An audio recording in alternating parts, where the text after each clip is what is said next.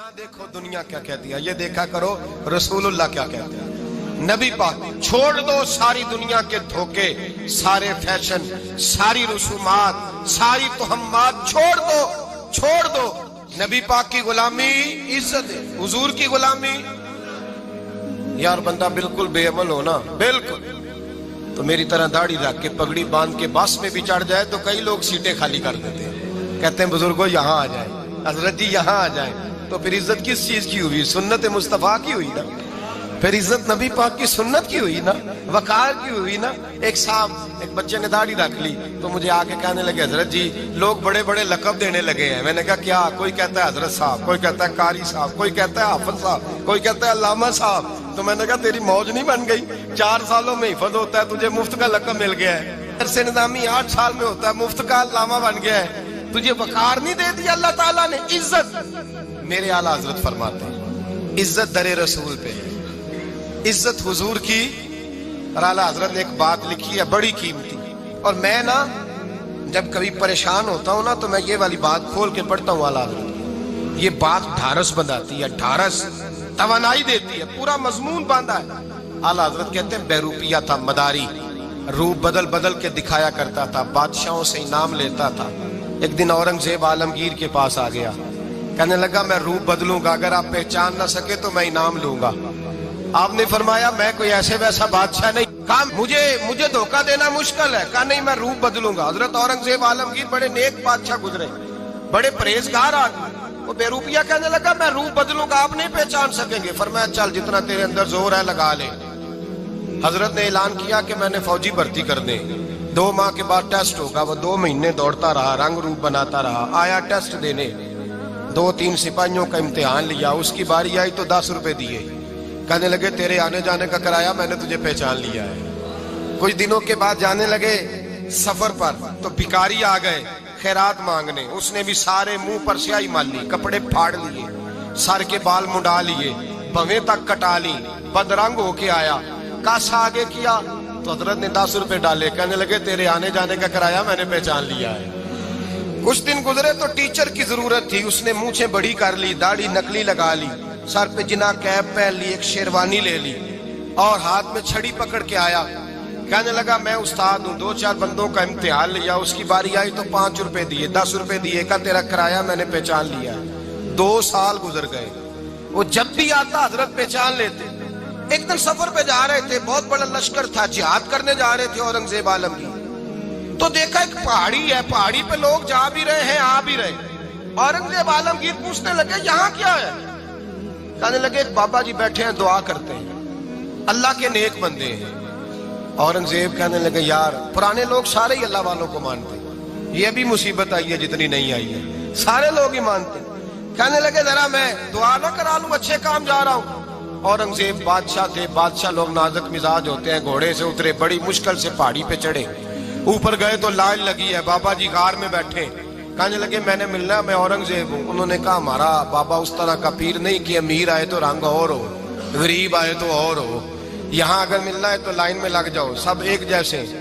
अब लाइन में खड़े हो गए, 50 आदमी आगे थे, कहते हैं 51वां नंबर था। थक गया धूप में खड़ा खड़ा। जब मैं पहुंचा गार के दाने तो मैंने बाबा जी के चेहरे पे नजर डाली तो बड़ा नूरानी चेहरा, बड़ी खूबसूरत लबो लहजा। मैंने कहा मेरे जैसा आदमी भी पगड़ी बांध ले जो अच्छा लगने लग जाता है, बड़ा खूबसूरत अंदाज। कहते हैं मैं उनके पास अत्ताहियात की हालत में बैठ गया। मैंने कहा हुजूर मैं जा रहा हूँ जिहाद करने, दुआ करना। बुजुर्गों ने हाथ उठाए, अल्लाह इसकी मदद फरमा, दीन को गलबा अता फरमा, इसे दीन का सच्चा पक्का सिपाही बना। फिर थपकी दी, 2-4 नसीहतें भी कर डाली, देखना जुल्म न करना, ज्यादती न करना, जब तू जीत न करना, गुरूर न करना, नसीहतें भी कर दी। कहते अब जब मैं उठा तो 2-4 दिनार बतौरे नजराना मुसल्ले के नीचे रखे, और उल्टे कदम जब मैं गार से उतरा उन्होंने रुमाल झाड़ा और उठ के खड़े हो गए। कहने लगे आज नहीं तूने पहचाना, आज नहीं तूने पहचाना, मेरा इनाम बनता है, आज नहीं पहचाना, ला पैसे। औरंगजेब कहने लगा यार तूने हद कर दी, कहाँ चढ़ा कहाँ खड़ा रहा, धूप में थक गया, कमाल कर दी भाई तूने। बता तू क्या लेगा, अब तो देख जल्दी बता, कितने लोग पीछे धूप में खड़े हैं, लश्कर सारा खड़ा है, क्या लेगा? उसने कहा सबसे कीमती हीरे वो है जो तेरे सर के ताज में लगे हुए हैं। مجھے تیرا تاج چاہیے۔ او بھائیو سننا اور یاد رکھنا، میرے اعلیٰ حضرت کہتے ہیں بادشاہ نے سر کے اوپر سے تاج اتارا، بہروپیے کے قدموں میں رکھا اور کہنے لگے یہ لے، اور یہ تو تیرا مانگنے پر میں نے دیا ہے نا، میں واپس آتا ہوں تو آنا میں اپنی مرضی سے بھی تجھے دوں گا۔ تو نے اورنگزیب جیسے بندے کو دھوکہ دیا، آنا میں اس وقت بھی دوں گا۔ وہ دے کر بس بات ختم ہو گئی، حد ہو گئی۔ دے کر کہتے ہیں جب میں پلٹا نا واپس، بہروپیے نے آواز دی بادشاہ ٹھہر جا، تو میں نے پلٹ کے دیکھا تو کہنے لگے یہ اپنا تاج لے جا، اٹھا اور لے جا۔ میں نے کہا 2 سال بیت گئے تجھے محنت کرتے، آج قابو آیا تو لے جاؤ۔ کہنے لگا لے جا، مسئلہ سمجھ میں آ گیا۔ میں نے کہا مجھے بھی تو سمجھانا۔ کہتے ہیں وہ پھوٹ پھوٹ کے رویا، اس کی آنکھیں برس پڑی، سیلاب کی طرح آنسو بہ نکلے، تڑپا اور رو کے کہنے لگا بادشاہ میں نے جھوٹ موٹ رسول اللہ کی غلامی اختیار کی تھی، جھوٹ موٹ کی داڑھی، جھوٹ موٹ کی پگڑی، جھوٹ موٹ کا فقر، میں نے جھوٹ موٹ نبی پاک کا لباس پہنا ہے، تو تیرے جیسے بادشاہوں کے تاج میرے قدموں میں آ گئے ہیں۔ اگر میں سچ مچ رسول اللہ کا غلام بنوں گا تو اللہ کیا کچھ عطا فرمائے گا، اللہ کتنی نعمتوں سے نوازے۔ میرے اعلیٰ کیا فرماتے ہیں؟ اعلیٰ حضرت فرماتے ہیں فرشتے بھی کرتے ہیں تعظیم میری۔ کون جی؟ اللہ۔ ایسا عقیدہ بھی کم ملے گا جو بریلی کے امام کا عقیدہ ہے، ایسا بھی کم۔ کہتے ہیں فرشتے بھی کرتے ہیں تعظیم میری۔ کیوں؟ فرمانے لگے فدا ہو کے ان پر یہ عزت ملی ہے، فدا ہو کے ان پر یہ۔ حضرت سلمان فارسی گورنر تھے، کھانا کھا رہے تھے، دسترخوان بچھا تھا، رسول پاک صلی اللہ علیہ وسلم کا فرمان ہے روٹی کا لقمہ دسترخوان پہ گرے اٹھا کے کھا لو، اللہ تمہاری بخشش فرما دے گا۔ دسترخوان صاف ہوتا ہے، روٹی، بڑے گورنر تھے آپ، بڑے بڑے سفیر بیٹھے تھے، وزیر بیٹھے تھے، روٹی کا لقمہ گر گیا۔ آج تو لوگ فیشن میں عزت ڈھونڈتے ہیں نا، وقار ڈھونڈتے ہیں کہ میں جدید دنیا کے ساتھ مل جاؤں، میں معاذ اللہ لڑکی لڑکے اکٹھے بٹھا کے منگنی کروں تو میں ماڈرن شمار ہو جاؤں گا، میں بڑے بڑے ڈھول بجاؤں تو ماڈرن بنوں گا، میں اگر مہندی پہ سارے تماشے کر ڈالوں تو میں ماڈرن ہوں۔ دیکھو عزت کس بات میں۔ حضرت سلمان فارسی روٹی کھا رہے تھے، سفیر وزیر نہ جانے بڑے بڑے لوگ بیٹھے تھے، کھانا کھاتے کھاتے لقمہ گرا دسترخوان پہ، حضرت سلمان فارسی نے سمیٹا، منہ میں رکھا، پھر انگلی مار کے دسترخوان صاف کیا۔ ایک صحابی کان میں کہنے لگے سلمان کیا کر رہے ہو، کیا کر، آپ گورنر ہے، سوچئے تو صحیح، یہ لوگ کیا کہیں گے دنیا دار کے مسلمانوں کو روٹی نہیں ملتی، اٹھا اٹھا کے کھا رہے۔ کان میں بات کی، کان میں۔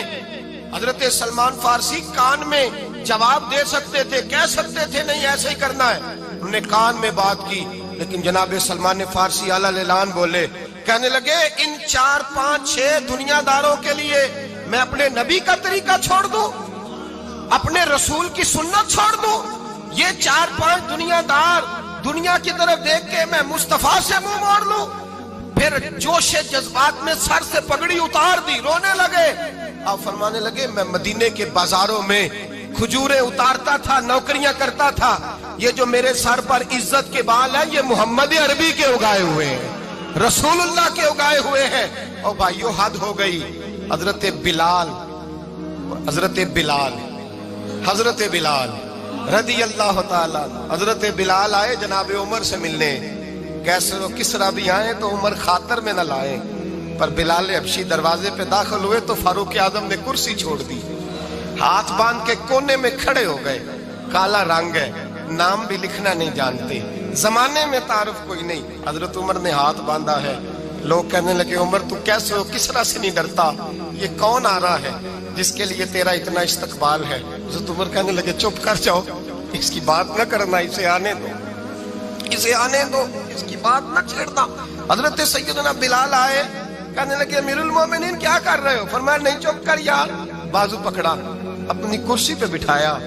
حضرت بلال کہنے لگے حضور میں غلام ہوں، مجھے تو طریقے بھی نہیں آتے ان کرسیوں پہ بیٹھنے کے، میں تو غریب ماں کا بیٹا، غلام باپ کی اولاد، سلیقن، یہ آپ کیا کر رہے ہیں؟ تو حضرت عمر کہنے لگے بلال تھا تو غلام ہی، پر جب سے مصطفیٰ کا غلام بنا ہے تو ہمارا امام بن گیا ہے، اب تو امام ہے رسول اللہ کی امت کا۔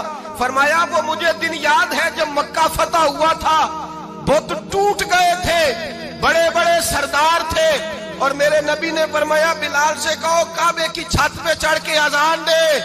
تو لوگوں نے کہا حضور یہ سارے جل گئے ہیں، کسی اور کی ڈیوٹی لگا دیں. حضور نے فرمایا چپ کرو. بدر میں مار کھا کے اذان پڑے تو بلال، احد میں پتھر برسے اذان پڑے تو بلال، تپتے صحراؤں میں پڑے تو بلال، ہر جگہ مار کھائے تو بلال.